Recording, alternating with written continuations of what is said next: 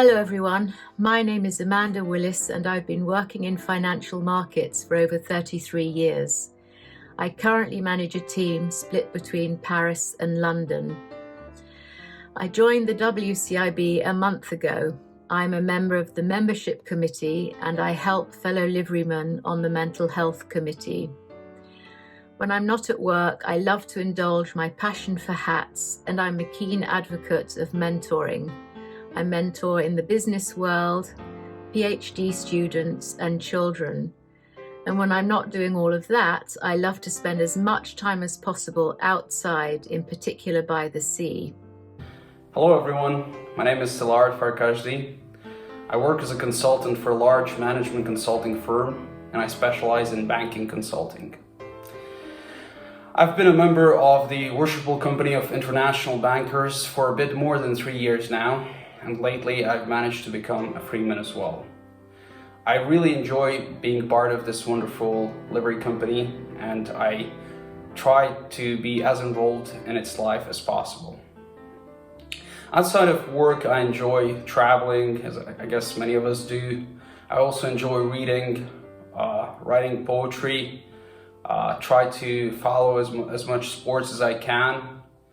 And obviously I enjoy learning about new cultures and try to learn new foreign languages as well. My name's Mark Cassidy. I am an associate of the WCIB and member of the Associates Committee, helping our younger members coordinate all of our activity across our events, our communications and our general membership offering. I've been a member of the WCIB for coming up for 10 years now and been very active through that time, both in terms of events, committees and other activities. In my professional life, I'm head of corporate social responsibility for the Post Office. That covers a range of activity from supporting vulnerable customers to looking after our environmental credentials and engaging with third parties around things like charitable activity and working with non-governmental organisations. Hi, I'm John Lam. I work in product control at Credit Suisse for over 2 years. I have been a freeman of the WCIB since 2014, and I am now part of the journeyman scheme and shadowing the liveryman committee. I enjoy a good workout and socialize and eat out with my friends. I have a passion in promoting diversity and inclusion at my workplace. My name is Frank Moxon. I used to be a corporate financier at various stockbroking firms. I now work as a non-executive director, most often at mining and oil and gas companies. I joined the WCIB when it started in 2001 and served as master in 2016-17. I still sit on the court and masters committee and represent the WCIB on the board of the brokerage, one of its supported charities. I am also the WCIB's liaison officer with 306 Hospital Support Regiment and a member of the WCIB's Diversity and Inclusion Committee.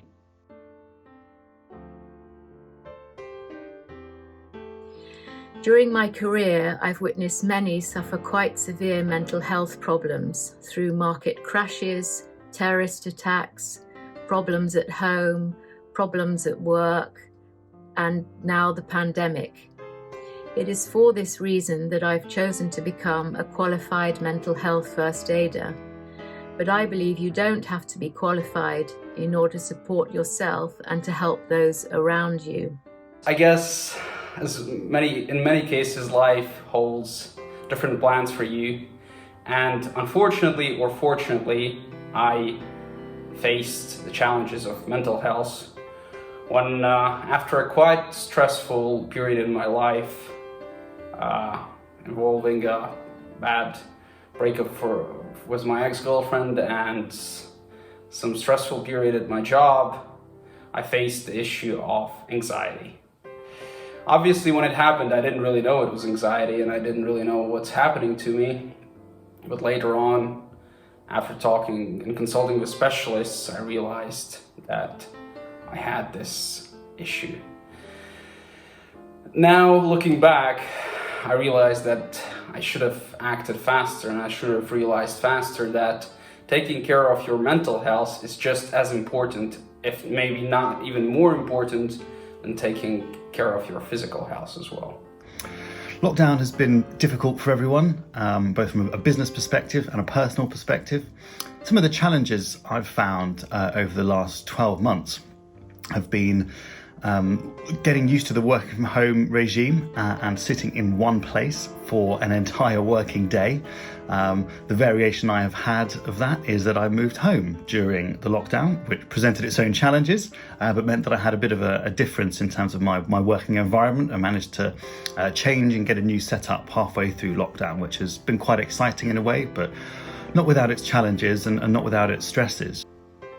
I graduated in 2014 and secured my first banking job in collateral management. After 15 months of working, I got made redundant. And on that day, I feel very depressed. I'm anxious about my future. I feel useless. I lost the meaning of my life. I'm unable to function as normal. I locked myself in my student accommodation room. I did not speak to anyone for a few days. And eventually I reached out to my roommate and shared the news. Throughout my life, I have suffered from occasional bouts of depression. Sometimes these are relatively minor, at others they can be quite debilitating. Over time, I began to realize that this tends to happen when I am overloaded with problems to solve, whether that is due to difficult tasks or professional relationships at work, personal problems at home, or a combination of both. It's when the amount of or specific combination of such issues becomes overwhelming that life can get depressing. So my first and main advice for people who perhaps are suffering from mental health issues is that it's always very important to seek help and take care of your mental health. It's always very important to ask for professional advice from various sources. It's always important to try and sort of look for early alarming stages that might happen with your mental health as well. And it's very important to be able to speak about it openly and don't be ashamed about it. Think of your mental health as your physical health. You're not ashamed when you're saying that you broke a leg, right? Because it happens to everyone, it might happen to everyone. And mental health is exactly, it functions exactly the same way. One thing that has really helped my mental health throughout the lockdown, and indeed beforehand, has been running. Lots of people talk about athletic activity and getting outdoors as a really big part of staying mentally well during lockdown, and that really is important for me. I've always been a bit of a runner, but lockdown really boosted that as a priority for me over the last 12 months or so. I got in over 500 miles last year, which is more than I've ever run in my lifetime before that. And it's just really helped provide a break in the day for me. The advice I would give you is go and see people that you trust, whether it's in your family, in your professional network, or social circle. It's okay to share bad news. It is not a shame. And second advice is to seek help as early as possible. And in my case, after speaking to my trusted friends, I went and see a few counseling psychiatrists to understand the issues and the symptoms. Whilst it can be very hard for me or you to do, when mental health issues arise, the best thing to do is to talk to a trusted friend or relative. but you need to be really honest with yourself and them. It is very difficult to give good advice on any subject if the person seeking it does not make clear the full nature and extent of the problem. My list of 5 cure for getting out of stressful situations was suggested to me by a friend at a time when I was experiencing a real crisis and was convinced that I just couldn't get out of it.